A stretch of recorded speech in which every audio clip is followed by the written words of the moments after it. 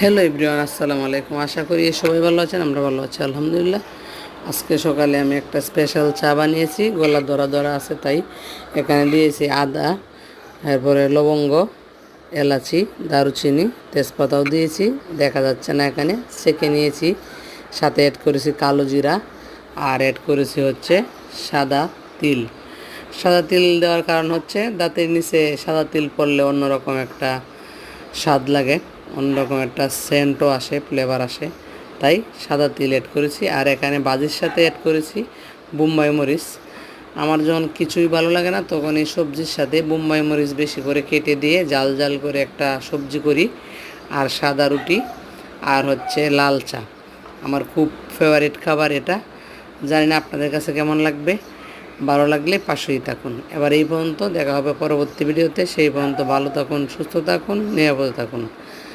আর আমাকে সাপোর্ট করার জন্য সাবস্ক্রাইব করুন।